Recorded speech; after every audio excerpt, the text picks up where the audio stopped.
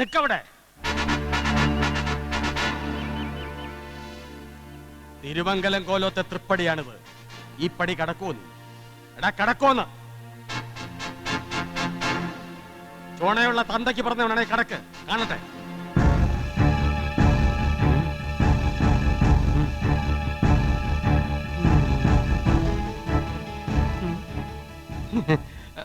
സമ്മതിച്ചിരിക്കുന്നു. ചങ്കുറപ്പുള്ളവനാണ് നീ. കൊടുകൈ. തിരുമംഗലം കോലത്തെ കൊച്ചുതമ്പുരായിട്ട് കെട്ടുന്നവൻ വീരശൂര പരാക്രമി ആവണം. ക്ഷത്രിയൻ അല്ലെങ്കിലും ക്ഷത്രിയന്റെ വീറും വാശി ഉണ്ടാവണം. നിനക്കതുണ്ട്. തൃപ്തിയായി. എനിക്ക് ഇഷ്ടായി. മതി. ക്ഷത്രിയന്റെ ഗുണഗണങ്ങളൊക്കെ ഇനിയുണ്ട്. അതവിടെ നിൽക്കട്ടെ. നാട്ടുകാരുടെ മുമ്പിൽ വെച്ച് വാക്ക് പറഞ്ഞിട്ട് ഇപ്പൊ ഒരുമാതിരി തത്തിക്കളിച്ചാലുണ്ടല്ലോ, പൊന്നുമടത്തെ വിഷ്ണുനാരായണന്റെ തനി കൊണം കാണും. പള്ളിക്കെട്ടൊന്നും കാത്തു നിൽക്കില്ല, പിടിച്ചിറക്കി കൊണ്ടുപോയി ഞാൻ കാണണോ? കൊണ്ടുപോകണം. അവിടെയാണ് നിന്റെ കഴിവ്. ഈ കോലത്തെ തമ്പുരാക്കന്മാര് വാക്ക് പറഞ്ഞാൽ അത് മാറണമെങ്കിൽ പാതിരാത്രി സൂര്യൻ ഉദിക്കണം. എന്നാൽ അവളോടും കൂടി അത് പറഞ്ഞു കൊടുക്ക്. ഇടഞ്ഞു നിൽക്കുകയല്ലേ? അവളിടയും. വാക്ക് പറഞ്ഞത് അവളല്ലോ, ഞാനല്ലേ. പക്ഷേ അവളെ മയക്കി വരുതിയിലാക്കേണ്ടത് നിന്റെ കഴിവാണ്. അതിനിവിടെ ആരും എതിര് നിൽക്കില്ല, നിൽക്കാൻ ഒക്കില്ല. തമ്പുരാക്കന്മാരുടെ വാക്ക് വീൺ വാക്കാണെന്ന് നാട്ടുകാർ പറയും. എന്നാലേ അവളെ ഒന്ന് മെരുക്കിയെടുക്കാൻ പറ്റുമെന്ന് ഞാനൊന്ന് നോക്കട്ടെ. മെരുക്ക്.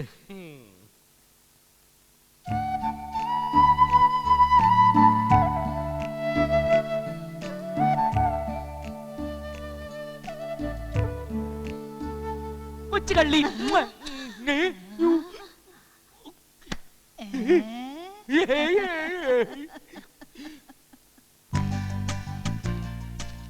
അയ്യോ കല്യാണി.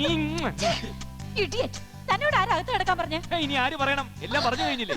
ഇനി മുതൽ കല്യാണി നിന്റേതാണെന്ന് നാട്ടുകാരുടെ മുമ്പിൽ വെച്ചില്ലേ തമ്പുരാൻ വിളിച്ചു പറഞ്ഞത്? കല്യാണി എന്റേതാണെങ്കിൽ കല്യാണിയുടെ കൊട്ടാരം എന്റേതാ, കൊട്ടാരം എന്റേതാണെങ്കിൽ ഇവിടുത്തെ കംപ്ലീറ്റ് സ്വത്തുക്കളും എന്റേതാ. അങ്ങനെ എല്ലാം സ്വന്തമാക്കി നമുക്കിവിടെ രാജാവ് റാണിയും കളിക്കാൻ തമ്പുരാട്ടി. എന്തിച്ചേ? ഹലോ, തിരുമംഗലം കോവിലകത്തിന്റെ ചരിത്ര പുസ്തകത്തിന്റെ താളുകളിൽ നമുക്ക് എഴുതി ചേർക്കാം എന്റെ കല്യാണി. പൊന്നുമടത്തൊരു വിഷ്ണുനാരായണൻ ഉണ്ടായിരുന്നെന്നും ആനക്കാരനായി വന്ന അഹങ്കാരിയായ കൊച്ചുതമ്പുരാട്ടിയെ ബുദ്ധിസാമർത്ഥ്യം കൊണ്ട് സ്വന്തമാക്കിയെന്നും അതിലൊരു 10-12 മക്കളുണ്ടായി എന്നും 12 മക്കളെ പെറ്റൊരമ്മേ, നിന്റെ മക്കളിൽ ഞാനാണ് ബുദ്ധിമാൻ. ആഭരണപ്പെട്ടി. നമസ്കാരം. ഓഹോ, ഇതാണല്ലേ പൊന്നുമടങ്കാരന്റെ മനസ്സിലിരിപ്പ്? പിന്നല്ലാതെ കാശിന് വകയില്ലാത്ത പെണ്ണായിരുന്നെങ്കിൽ സമ്മാനമായിട്ട് നിന്നെ ചോദിക്കായിരുന്നോ? കോലോത്ത സ്വത്തുവിവരങ്ങളെ കുറിച്ചൊക്കെ നാട്ടുകാർ പറഞ്ഞ് അറിഞ്ഞിട്ടുണ്ടേ. ഇനി എന്തെല്ലാം ഉണ്ട് അറക്കാത്ത. കണ്ടെ ആ ഓട്ടുപാത്രങ്ങളും വെള്ളിക്കിണ്ണങ്ങളൊക്കെ കാണാൻ കൊതിയാവുന്നു. ഒന്ന് പറയണ്ട കല്യാണി. ഹലോ പൂച്ച, എന്റെ പൊന്നു കല്യാണി ഒന്ന് നിക്ക്, ഞാനൊന്ന് പറഞ്ഞ. ആ പൊന്നു തമ്പുരാന്റെ സിംഹാസനം. കോവിലകത്തെ സ്വത്തുവിവരങ്ങളെ പറ്റി പറഞ്ഞ കൂട്ടത്തിൽ നാട്ടുകാർ ഇതിനെക്കുറിച്ചും പറഞ്ഞു. ഇവിടുത്തെ പാരമ്പര്യം അനുസരിച്ച് കന്നിപ്പെണ്ണിന്റെ സംബന്ധക്കാരനാണ് അടുത്ത അവകാശിയെന്നും അയാൾക്ക് മാത്രമേ ഇതിലിരിക്കാൻ അവകാശമുള്ളൂ എന്നൊക്കെ പറഞ്ഞറിഞ്ഞ് എന്റെ മോളെ, അപ്പൊ പിന്നെ അടുത്ത അവകാശി ഞാനല്ലേ? പോയോ? എങ്കിലൊന്ന് ആസനസ്ഥനായിട്ട് തന്നെ കാര്യം. അരുത്, അതിലിരിക്കരുത്. പാരമ്പര്യത്തെ കുറിച്ച് കേട്ടതൊക്കെ ശരി തന്നെയാ. പക്ഷെ ഇതിന്റെ അവകാശി ഇപ്പോഴും ജീവിച്ചിരിപ്പുണ്ട് ഇവിടെ. ഒന്ന് നാവനക്ക് മെണ്ടാൻ പോലും വയ്യാണ്ട് കിടക്കാപ്പോ. അങ്ങനെ ഒരാളുണ്ടോ? ഞാൻ കണ്ടിട്ടില്ലല്ലോ. എന്റെ കല്യാണിയുടെ അച്ഛൻ അവരുടെ അമ്മ മരിച്ച അടക്കം കഴിയും മുമ്പ് ഈ കോലത്തിന്റെ പടി ഇറങ്ങിയതാ. കല്യാണിയെ കാണാൻ മാത്രം വല്ലപ്പോഴും ഒന്ന് വന്നു പോവുമായിരുന്നു. അതുപോലെ ഒന്ന് വന്നതാണ് ഇപ്പൊ. ഇനിയുള്ള കാലം അവളോടൊപ്പം കഴിയാന്നും കോലം വിട്ടു പോകില്ലെന്നും വാക്ക് കൊടുത്തിട്ട ഉറങ്ങാൻ കിടന്നത്. അറം പറ്റുന്ന വാക്കാണെന്ന് ആരും കരുതിയില്ലേ കുട്ടി. തളർന്നു പോയി. പിന്നെ ഇതേവരെ അനങ്ങിയിട്ടില്ല. ഇടയ്ക്കിടയ്ക്ക് കണ്ണ് നിറയുന്നത് കാണാം. എല്ലാം കാണുകയും കേൾക്കുകയും ചെയ്യുന്നുണ്ടോന്ന് അറിയില്ല. ഇനി ചെയ്യാത്ത ചികിത്സയില്ല. എനിക്കൊന്ന് കാണാൻ പറ്റുമോ? വരാ.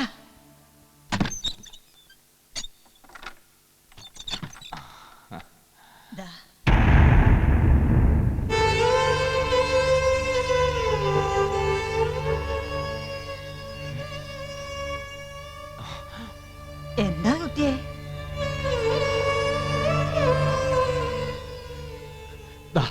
ദാ നോക്ക്, നമ്മള് തിരുവാഭരണം പണയം വെച്ച തമ്പുരാൻ.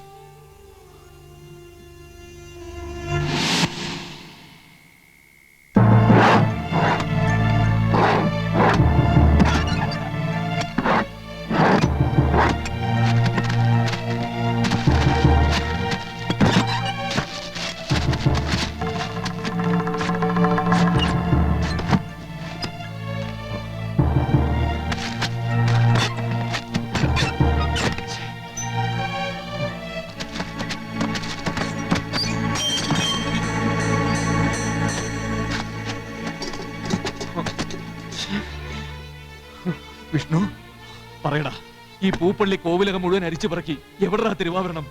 വിഷ്ണു, ഞാൻ എനിക്കറിയാം, നിനക്കറിയില്ല, ആർക്കും അറിയില്ല. നാവനക്കാനാവാത്ത തമ്പുരാന് മാത്രമേ അറിയാവൂ. അയാളുടെ നാവനെങ്കില്ലെങ്കിൽ പിന്നെ ഞാൻ എന്ത് ചെയ്യണം? പറയടാ. 3 ലക്ഷത്തിന് പകരം 3 കോടി കൊടുത്താൽ പോലും അയാൾക്ക് അത് എവിടെയാണെന്ന് പറയാൻ കഴിയില്ലെങ്കിൽ പിന്നെ ഞാൻ എന്ത് ചെയ്യണം? എല്ലാം തുറന്നു പറഞ്ഞ് ജയിലിലേക്ക് പോകണം? അതോ നടക്കാൻ പോകുന്ന ദുരന്തങ്ങൾ മുഴുവൻ കണ്ടില്ല എന്ന് നടിക്കണോ? പറയടാ.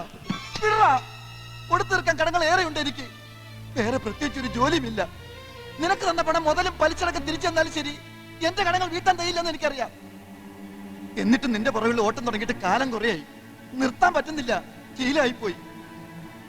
നിനക്ക് എന്ത് വേണമെങ്കിലും എന്നെ പറയാം, ചെയ്യാം. പക്ഷെ നിനക്ക് ദോഷം വരുന്ന ഒന്നും ഞാൻ ചെയ്തിട്ടില്ല വിഷ്ണു. തിരുവാഭരണം ആരും അറിയാതെ ഏൽപ്പിക്കാൻ ഒരു സ്ഥലം, അത്രേ ഞാൻ ഓർത്തുള്ളൂ. അതിങ്ങനെയൊക്കെ ആവുന്ന ആര് കരുതി?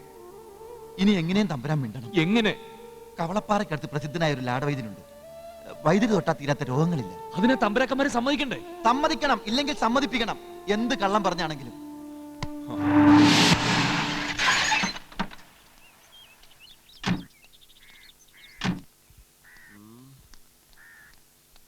നിക്ക് എങ്ങോട്ടാ ഇടിച്ചേറി പോണത്? ആരായി വിളിച്ചപ്പാട്? വെളിച്ചപ്പാടൊന്നുമല്ല, ഇല്ലിക്കുളം കാട്ടുമനക്കൽ അഷ്ടാംഗ ഹൃദയം ബ്രഹ്മദത്തൻ മൂസത്. ആ മൂത്തതായാലും മൂക്കാത്തതായാലും അഷ്ടാംഗ ഹൃദയത്തിന് ഈ കോലത്ത് എന്താ കാര്യം? എങ്ങനെയെങ്കിലും കല്യാണിയെ മയക്കെടുത്തോളം തമ്പുരാൻ തന്നെയല്ലേ പറഞ്ഞത്? ഇപ്പോഴും ഇടഞ്ഞു നിൽക്കുന്ന തമ്പുരാൻ കാണുന്നില്ലേ? ഒരു വശീകരണ ചികിത്സ നടത്തി കല്യാണിയുടെ മനസ്സ് മാറ്റിയെടുത്താൽ 24 മണിക്കൂറിനകം കീഴ്പ്പെടുത്താൻ കഴിയുമെന്ന് വൈദ്യര് പറയുന്നു. വൈദ്യര് പറഞ്ഞതാ, കേട്ടിട്ടില്ലേ? പേര് കേട്ട അഷ്ടവൈദ്യനും മന്ത്രവാദിയുമല്ലേ? ക്ഷമിക്കണം, ആളറിയാതെ പറഞ്ഞു പോയതാണ്, ശപിക്കരുത്. അപ്പൊ എങ്ങനെയാണ് വൈദ്യരുടെ ചികിത്സാ രീതികൾ? ഓം വീരാട് ബ്രഹ്മണേ നമ. ഒഴിച്ചിലിൽ തുടങ്ങണം. ഞാൻ പറയുന്ന കാര്യങ്ങൾ മുറ പോലെ ചെയ്യാൻ പറ്റിയ ഒരു സഹായി ആവശ്യമുണ്ട്. അതിന് പറ്റിയ ആളല്ലേ നിൽക്കുന്നത്. ഈ ചികിത്സ ഒന്ന് കാണാൻ പറ്റുമോ? കാണാൻ പറ്റും, പക്ഷെ കണ്ട സഹിക്കില്ല. അതെന്താ? കണങ്കാലിൽ നിന്ന് തുടങ്ങി മുട്ടുകാൽ ഒഴിഞ്ഞ് തുട പിടിച്ച് മസിലുടച്ച് അര പിടിച്ച് അരക്കെട്ടൊഴിഞ്ഞ് കൈരൊറ്റ പോക്കാ നെഞ്ചിലേക്ക്. പിന്നെ എന്താ കാണാൻ തോന്നുന്നില്ലേ? വേണമെന്നില്ല, പൊക്കോളൂ. ഓം വീരാട് ബ്രഹ്മണേ നമ. നീ എങ്ങോട്ട് പോണു? ഒഴിച്ചില് കാണാൻ. അതിന് വൈദ്യരില്ലേ? വൈദ്യനെ സഹായിക്കാൻ. അതിന് വിഷ്ണുല്ലേ? വിഷ്ണുവിനെ സഹായിക്കാൻ. അതിന് വൈദ്യരില്ലേ? ഞാൻ നേരെ പൊക്കോളാം.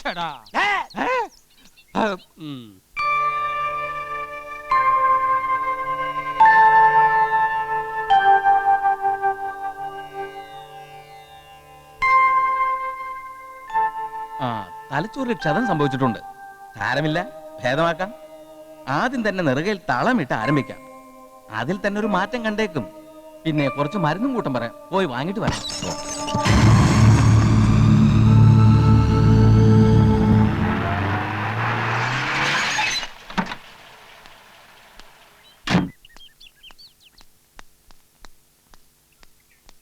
തമ്പുരാനുള്ള കുറച്ച് മരുന്നുകളാ. നിന്നോട് പുറത്തിറങ്ങി നടക്കരുതെന്ന് പറഞ്ഞിട്ടില്ലേ? എപ്പോഴും ആ വൈദ്യരുടെ കൂടെ തന്നെ ഉണ്ടാവണം. ചെറിയ തമ്പുരാനും വൈദ്യരും ഇനിയൊരിക്കൽ കാണാനിടയാൽ എല്ലാം പൊളിയും. ആ വലിയ തമ്പുരാൻ എങ്ങനെയെങ്കിലും ഒന്ന് മിണ്ടി കിട്ടിയാൽ മതിയായിരുന്നു. ഇല്ല വിഷ്ണു, അത് നടക്കില്ല. വൈദ്യരി പോയതല്ല, ഞാൻ പറഞ്ഞു വിട്ടതാ. ഇവിടുത്തെ തമ്പുരാക്കന്മാര് പമ്പര വിഡ്ഢികളാണെന്ന് കരുതി വന്നി. അവന്റെ ഒരു വശീകരണ മന്ത്രം. വലിയ തമ്പുരാന്റെ അസുഖം ഭേദമാക്കിയാൽ അത് കണ്ട് മനസ്സലിഞ്ഞ് ഇവള് നിന്നോടൊപ്പം ഇറങ്ങി വരുമെന്ന് കരുതിയോ? അയ്യോ, പള്ളികെട്ട് നടക്കുന്നതിനും അമ്മായിയപ്പനോട് എന്തൊരു സ്നേഹം. അതൊന്നും അല്ലേ ഇളയച്ചാ, പള്ളിക്കെട്ടല്ല ഇയാളുടെ ഉദ്ദേശം. കോവിലകത്തുള്ള പൊന്നിനും പണത്തിനോ നോട്ടം. എഴുന്നള്ളിച്ച് കൊണ്ടുവന്നത് വൈദ്യനാണോ മന്ത്രവാദിയാണോ എന്ന് ആർക്കറിയാം? വല്ല കള്ളന്മാരെയും വേഷം കെട്ടിച്ച് കൊണ്ടുവന്ന് കൊള്ള നടത്തി പോകാനാവും പദ്ധതി. അതേടി, നിന്റെ കോവിലകം മൊത്തം കൊള്ളയടിക്കാൻ എന്റെ പദ്ധതി. അതിന് നിനക്കോ ഈ നിൽക്കുന്ന നിന്റെ ചെറിയച്ചന്മാർക്കോ എന്നൊരു പുല്ലും ചെയ്യാൻ ഒട്ടുപോലെ തന്നെ. ഇവിടെ വന്നത് നിന്നെ കണ്ടതൊക്കെ ഒരു വിധിയാണെന്ന് വിശ്വസിക്കുന്നവനാണ് ഞാൻ. അതിന് കാരണമുണ്ട്. ഇന്നേ വരെ അറിഞ്ഞുകൊണ്ട് ആരെയും ദ്രോഹിച്ചിട്ടില്ല. ഹനകമ്പയോടൊരു നോട്ടം പോലും ആരിൽ നിന്ന് എനിക്ക് കിട്ടിയിട്ടുമില്ല. ദുരിതങ്ങൾ മാത്രമായിരുന്നു അന്നും ഇന്നും എന്നും. എനിക്കിവിടെ കോവിലകത്ത് നിൽക്കണം, നിന്നേ പറ്റൂ. അതിന് തടസ്സം നിൽക്കുന്ന ആരായാലും കൊന്നുകളയും ഞാൻ.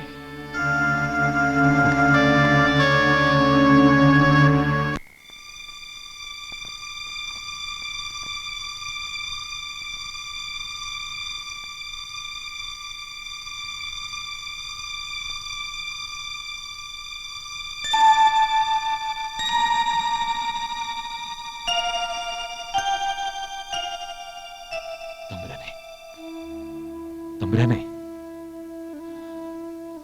ഇനി എനിക്കിവിടെ പിടിച്ചു നിൽക്കാൻ കഴിയില്ല. ഏത് നിമിഷം ഈ കോവിലകത്ത് നിന്ന് ഇറങ്ങേണ്ടി വരും. അതിനു മുമ്പ് ഒരു വാക്ക്, ഒരേ ഒരു വാക്ക് മിണ്ടിയാ മതി. ആ തിരുവാഭരണം എവിടെയാണ് ഇരിക്കണമെന്ന് മാത്രം ഒന്ന് പറയേണ്ട തമ്പുരാനെ. തമ്പുരാനെ, ഇനി അത് കിട്ടാതെയോ മറ്റേ വന്ന എന്റെ കുടുംബം മുഴുവൻ ആത്മഹത്യ ചെയ്യേണ്ടി വരും. ഒരു തെറ്റും ചെയ്യാത്ത കുറെ പേരുടെ ജീവിതം ഞാൻ കാരണം ഇല്ലാണ്ടാവും. പറയൂ തമ്പുരാനെ, തമ്പുരാനെ. എനിക്കറിയാം അങ്ങെല്ലാം കേൾക്കുന്നുണ്ട്, എല്ലാം അറിയുന്നുമുണ്ട്. പറയൂ തമ്പുരാനെ, അതെവിടെയാ വെച്ചിരിക്കുന്നത്? ആരുടെ കയ്യിലാ കൊടുത്തിരിക്കുന്നത്? പറയേ, എന്തെങ്കിലും ഒന്ന് പറയേ. എന്റെ ഭഗവതി, എല്ലാം അന്നവിടെ വന്ന് ഏറ്റു പറഞ്ഞിട്ടല്ലേ ഗതികേട് കൊണ്ട് ഞാനിതൊക്കെ ചെയ്തത്. അതിന് ഇത്ര വലിയ ശിക്ഷ വേണമായിരുന്നു?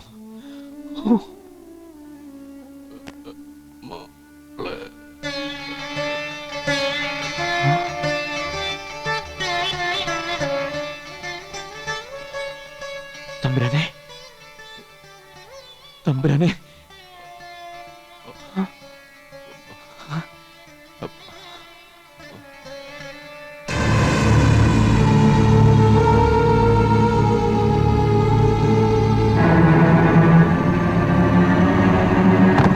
ഭൈരവാ,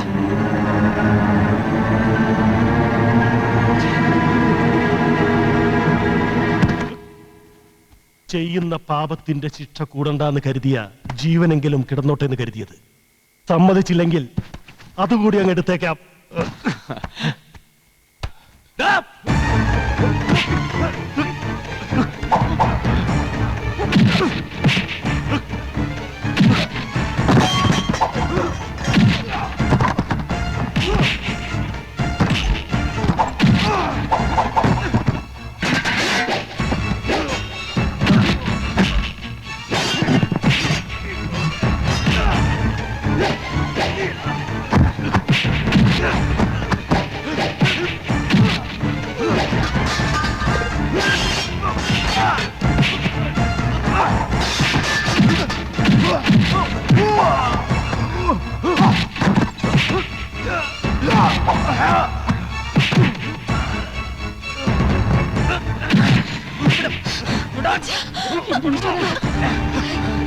തൃപ്തിയായില്ലേ ഏട്ടന്? കൊച്ചു തമ്പുരാട്ടി കണ്ടെത്തിയ വേളിച്ചക്കന്റെ മഹത്വം കണ്ടില്ലേ? ചോദിക്കേ, പൊന്നു തമ്പുരാനെ കൊന്നിട്ട് വേണോ പള്ളിക്കെട്ട് നടത്താനെന്ന്?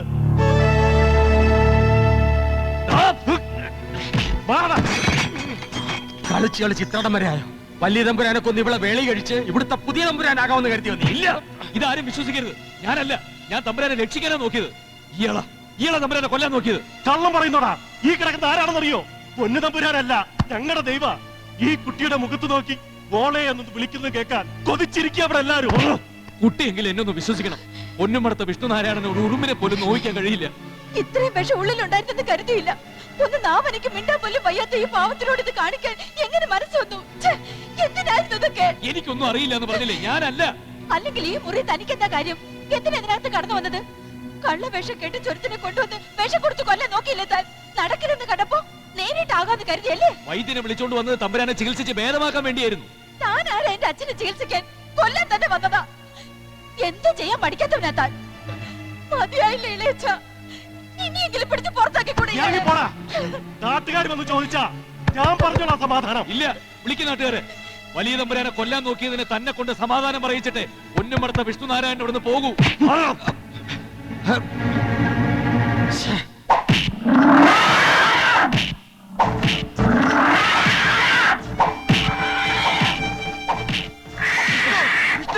എന്താണ് നീ കാണിക്കുന്നത്? അവരോടുള്ള അരിശി മിണ്ടാപ്രാണിയോടാ തീർക്കുന്നത്. എന്ത് ദ്രോഹമാണ് ഈ പാവം നിന്നോട് ചെയ്തത്? ഇവള് കാരണം ഈ കോലത്ത് കയറാൻ പറ്റിയതും വലിയ തമ്പുരാനെ കാണാൻ കഴിഞ്ഞതും. അത് നീ മറക്കണ്ട. എന്നിട്ട് എന്താ നേടിയത്? എന്റെ കണ്ണി പെട്ടില്ലായിരുന്നെങ്കിൽ അയാൾ ആ തമ്പുരാനെ കൊന്നനെ. അറിയോ നിനക്ക്? എന്നിട്ട് അതെല്ലാരും കൂടി എന്റെ തലയിൽ കിട്ടും. ആ മുത്തശ്ശി പോലും അത് വിശ്വസിച്ചില്ലേ? ആ തമ്പുരാൻ എന്തെങ്കിലും സംഭവിക്കും, അത് ഉറപ്പാ. അടുത്ത അവകാശിയായി നാളെ ഇളയ തമ്പുരാൻ വാഴിക്കപ്പെടുകയാണ്. അതിനുള്ള ഒരുക്കങ്ങളും തുടങ്ങി കഴിഞ്ഞു. അത് കഴിഞ്ഞാൽ പിന്നെ അവരെ തമ്പുരാനെ വെച്ചേക്കില്ല. അതിനുമുമ്പ് എന്നാ പെണ്ണോടെല്ലാം തുറന്നു പറ.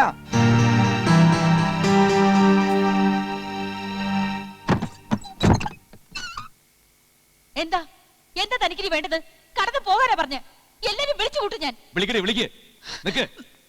എനിക്ക് പറയാനുള്ളത് മുഴുവൻ നീ കേൾക്കണം. കേൾക്കാതെ തന്നെ ഞാൻ വിടില്ല. വേണ്ട, എനിക്കൊന്നും കേൾക്കണ്ട. തന്റെ നാവിന്ന് വരുന്ന വാക്കുകൾക്ക് പോലും വിഷം ഉണ്ടാവും. ഇതെന്തിനാണെന്നറിയാമോ? എല്ലാ തെറ്റിനും നിന്നോട് മാപ്പ് പറഞ്ഞിട്ടും സ്നേഹം നടിച്ചെന്നെ വിഡ്ഢിവേഷം കെട്ടിച്ച് വശത്താക്കി ചതിച്ച് തല്ലി ഓടിച്ചതിന് ഇതിനു വേണ്ടി കൈ ധരിക്കാൻ തുടങ്ങിയിട്ട് നാള് കുറയായി. അതിന് പകരം വീട്ടാനാണ് പന്തയക്കരുവായി നിന്നെ ചോദിച്ചതെന്ന് നീ കരുതി കാണും. അല്ല, നിനക്ക് തെറ്റിപ്പോയി. നീ പറഞ്ഞില്ലേ കൊട്ടാരത്തിലെ പൊന്നും പണവും മോഹിച്ചാണ് ഞാൻ നിന്റെ പിന്നാലെ നടക്കുന്നതെന്ന്. ശരിയാണ്, അത് മാത്രമേ ഞാൻ മോഹിച്ചിട്ടുള്ളൂ. എന്തിനാണെന്നറിയാമോ? ഒരു കുടുംബം മുഴുവൻ കൂട്ടത്തോടെ മരിക്കുന്നത് കാണാതിരിക്കാൻ, എന്റെ അച്ഛൻ ഉത്തരത്തെ കെട്ടിത്തൂങ്ങുന്നത് കാണാതിരിക്കാൻ, പൊന്നുംപടത്തിൽ വിഷ്ണുനാരായണൻ ഒരു മോഷ്ടാവാണെന്ന് നാട്ടുകാരെ മുദ്ര കുത്താതിരിക്കാൻ. ഒരു കുടുംബത്തിന്റെ ഭാരം മുഴുവൻ തലയിലേറ്റി നാട് മുഴുവൻ കടം മാത്രം ബാക്കിയായി. ഒടുവിൽ കിടപ്പാടം പോലും നഷ്ടപ്പെടുമെന്ന് കണ്ടപ്പോ പിടിച്ചു നിൽക്കാൻ വേണ്ടി എനിക്കൊരു കടുങ്കൈ ചെയ്യേണ്ടി വന്നു. ക്ഷേത്രത്തിലെ തിരുവാഭരണം മോഷ്ടിച്ച് പണയപ്പെടുത്തി തൽക്കാലം ഞാൻ പിടിച്ചു നിന്നു. അന്നെന്നെ പണം തന്ന് സഹായിക്കാൻ നല്ലവനായൊരു തമ്പുരാനുണ്ടായിരുന്നു. അതാരാണെന്നറിയോ നിനക്ക്? തിരുവാഭരണം തിരിച്ചെടുക്കാൻ പണമുണ്ടാക്കാനുള്ള ആർത്തിയുമായി കള്ളവേഷം കെട്ടി കൊട്ടാരത്തിനകത്ത് വന്നപ്പോ യാദൃച്ഛികമായിട്ട് ഇവിടെ വെച്ച് കണ്ട ജീവച്ഛവമായി കിടക്കുന്ന ഈ തമ്പുരാൻ തന്നെ. ആ തിരുവാഭരണം എവിടെയാണെന്ന് ഇപ്പൊ ഈ തമ്പുരാനെ മാത്രമേ അറിയാവൂ. തമ്പുരാൻ ഒരു വാക്ക് മിണ്ടി കിട്ടാൻ വേണ്ടിയിട്ടാണ് ഞാൻ ഈ പാട് മുഴുവൻ പെടുന്നത്. വൈദ്യരെ കൊണ്ടു ചികിത്സിപ്പിക്കാൻ നോക്കിയത് അതിനു വേണ്ടിയിട്ടായിരുന്നു, അല്ലാതെ വിഷം കൊടുത്ത് ഈ പാവത്തിനെ കൊല്ലാൻ വേണ്ടിയിട്ടായിരുന്നില്ല. കൊച്ചു തമ്പുരാട്ടിയെ വേളി കഴിച്ച് തമ്പുരാനായി കോവിലകത്തെ പൊന്നും പണവും കട്ടു തിന്നാൻ വേണ്ടിയിട്ടുമല്ല. അതിനൊക്കെ മോഹിക്കുന്നവര് ഈ കോവിലകത്ത് തന്നെയുണ്ട്. തമ്പുരാനെ കൊല്ലാൻ നോക്കുന്ന അവരൊക്കെ തന്നെയാ. ഒന്നും നാവനയ്ക്ക് മിണ്ടാനാവുമെങ്കിൽ എല്ലാം വിളിച്ചു പറയണമെന്നുണ്ട് ഈ പാവത്തിന്. ഇനിയും ഈ വാക്കുകളിൽ വിഷമുണ്ടെന്ന് തോന്നുന്നുണ്ടെങ്കിൽ കൊച്ചു തമ്പുരാട്ടിയെ ഏതെങ്കിലും ഒരു ഗതികെട്ടവന്റെ തലയെ കെട്ടി വെച്ച് ഒഴിവാക്കാൻ തലപുകഞ്ഞ് ആലോചിക്കുന്നവരുടെ ചൊൽപ്പടിക്ക് നിൽക്ക്. കേട്ടില്ലേ? നാളെ നടക്കാൻ പോകുന്ന പുതിയ പൊന്നുതമ്പുരാന്റെ പട്ടാഭിഷേകത്തിന്റെ കൊമ്പുവിളിയല്ലത്. ചലനമറ്റ് കിടക്കുന്ന നിന്റെ അച്ഛന്റെ കഥ കഴിക്കാനുള്ള കൊലവിളിയാ.